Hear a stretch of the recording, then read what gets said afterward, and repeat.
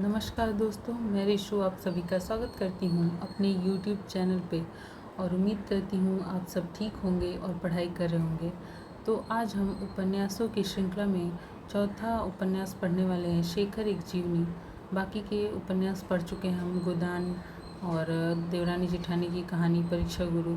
अगर आप लोगों ने ये वीडियोस नहीं देखी है तो आप उपन्यास के प्लेलिस्ट में जाके ये वीडियोस देख सकते हैं। और इससे पहले NTA नेट के सिलेबस में जो कहानियाँ हैं वो भी हम पढ़ा चुके हैं। अगर आप लोगों ने वो भी नहीं देखी है तो आप मेरे प्लेलिस्ट में जाके वो कहानियाँ भी देख सकते हैं। तो चलिए शुरू करते हैं। शेखर एक जीवनी भाग 1 ही है आपके सिलेबस में, तो इसलिए मैंने भाग 1 ही मैं पढ़ाऊँगी आपको, जो अगे जी ने लिखा है। तो उपन्यास में मैं क्या बताऊँगी आपको, पात्र परिचय बताऊँगी, सारांश बताऊँगी, कथन, तथ्य वगैरह बताऊँगी। ठीक है, तो चलिए शुरू करते हैं। शेखर एक जीवनी महज एक उपन्यास नहीं है और न ही कथानायक शेखर की जीवनी का लेखा जोखा, वरन स्नेह और वंदना का जीवन दर्शन भी है, जिसे लेखक ने अपने जीवनानुभवों के विस्तृत दायरे के सूत्र में पिरोया है। सच्चिदानंद हीरानंद वात्स्यायन अगे की यह अमर कृति हिंदी साहित्य में मील का पत्थर है। तो अभी हम सारांश देख रहे हैं शेखर एक जीवनी का।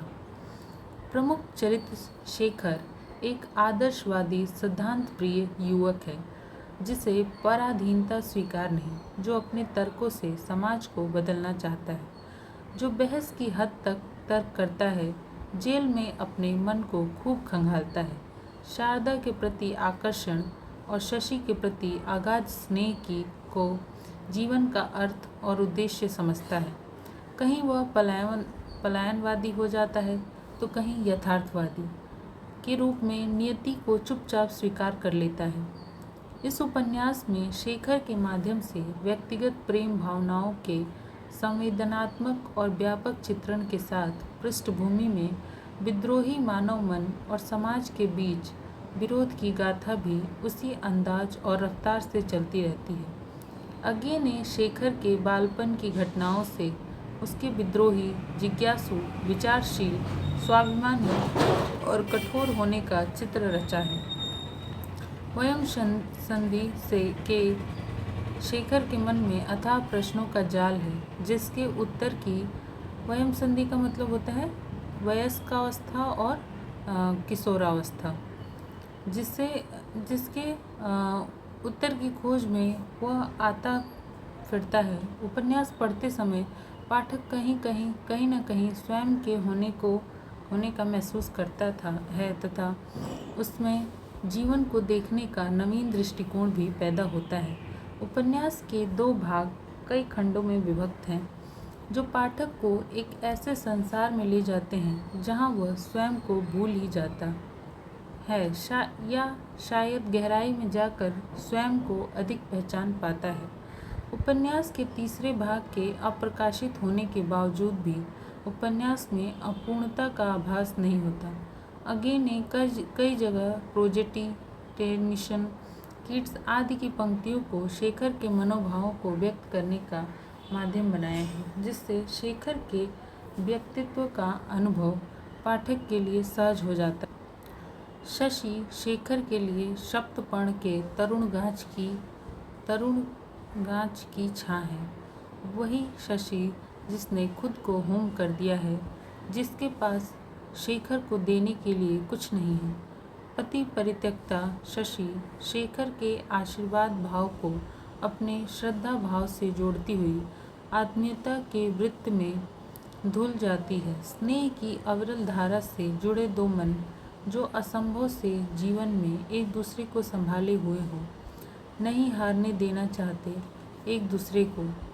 एक स्थान पर स्नेह को परिभाषित करते हुए अगे ने लिखा है, स्नेह एक ऐसा चिकना और परिव्यापक भाव है जिसमें उसमें व्यक्तित्व नहीं रहते।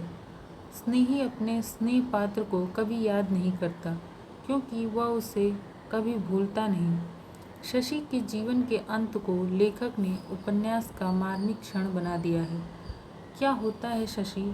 सुख, शेखर, सुख। शशि चली जाती है, पर शेखर के जीवन में निरंतर प्रेरणा बनकर एक छाया की तरह शशि सदैव उसके साथ। शशि वस्तुतः शेखर एक जीवनी, विचारणीय दर्शन और मार्मिक स्नेह का रोचक मिश्रण है। यह कथा सिद्धांत प्रिय नवयुवक के स्नेह और आदर्श का विशिष्ट रूप प्रस्तुत करती है, जिसमें बचपन के कवि हृदय विद्रोही शेखर से लेकर सामाजिक बदलाव के लिए प्रयासरत और शशि से स्नेह की अप्लावनकारी धारा से जुड़े युवा शेखर तक की महायात्रा है। वेदना और स्नेह जैसे मानवीय भावनाओं का कुछ सरल और कुछ दार्शनिक निरूपण ही इस साहित्य की विशेषता है। अज्ञे ने स्नेह की अनुभूति को अत्यंत सूक्ष्म रूप से शेखर एक जीवनी के माध्यम से लोगों तक पहुंचाया है, जिसमें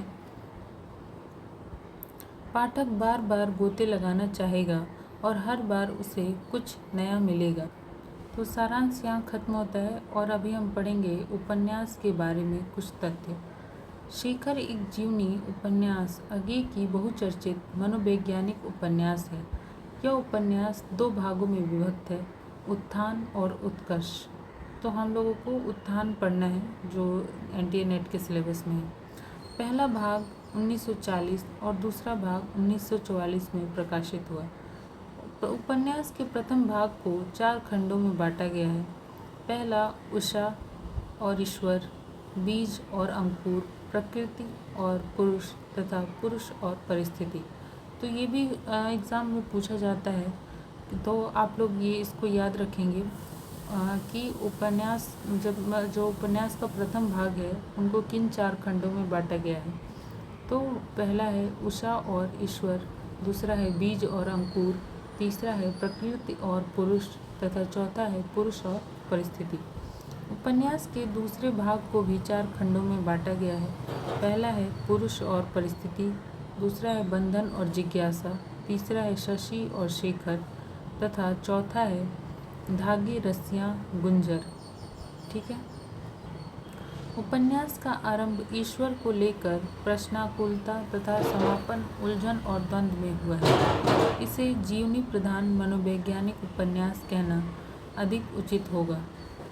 ईश्वर के प्रति अनास्था, भयभीत करने वाली वस्तुओं को देख घबराना, ईश्वर के अस्तित्व पर घर वालों से सवाल करना, माँ के प्रति घृणा तथा घटनाओं का वर्णन किया गया है।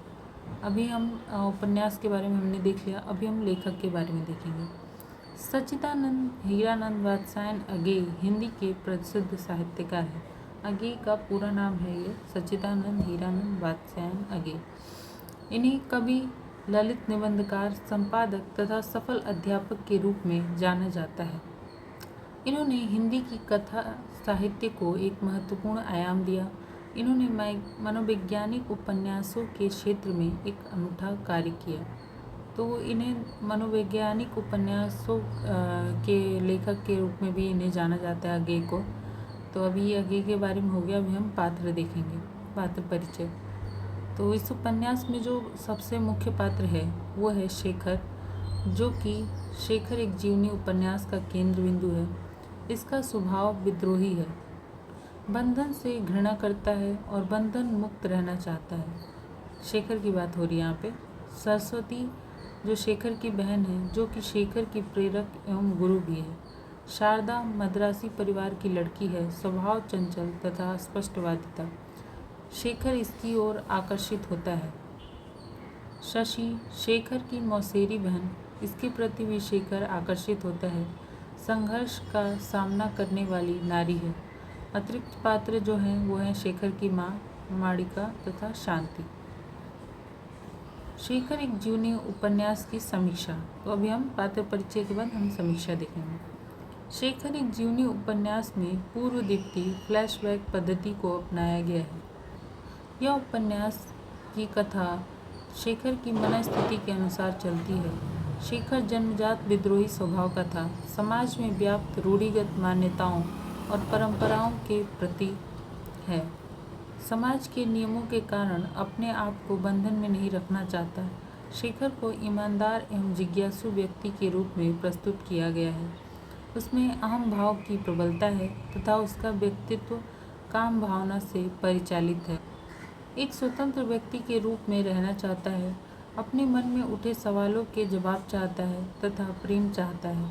उपन्यास में घटनाओं की अधिकता होने के बावजूद शेखर का व्यक्तित्व स्थिर रहता है।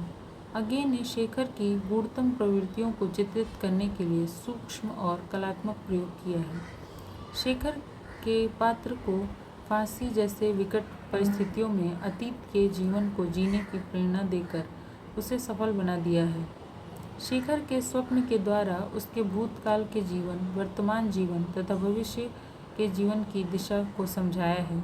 इस स्वप्न के माध्यम से ही पाठक शेखर के समस्त जीवन के बारे में जानकारी प्राप्त करता है।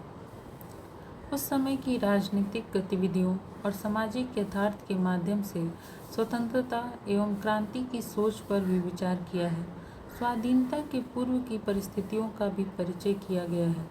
उपन्यास में मृत्यु, अहिंसा, स्वतंत्रता, प्रेम आदि पर विचार व्यक्त किया गया है।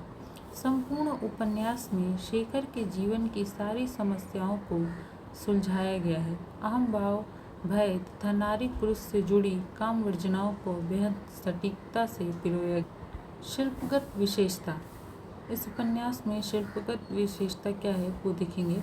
अगे ने बिंब और प्रतीकों का उपयोग इसमें किया है।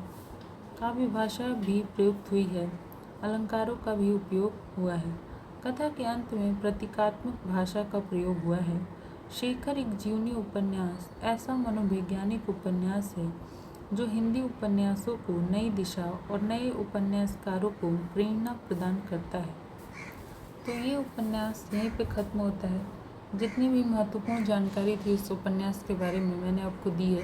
अगर आपको ये वीडियो यूज़फुल लगती है, किस तरह की लगती है आप कमेंट करके बताइए, और अच्छी लगे तो लाइक, सब्सक्राइब और शेयर कीजिए। धन्यवाद।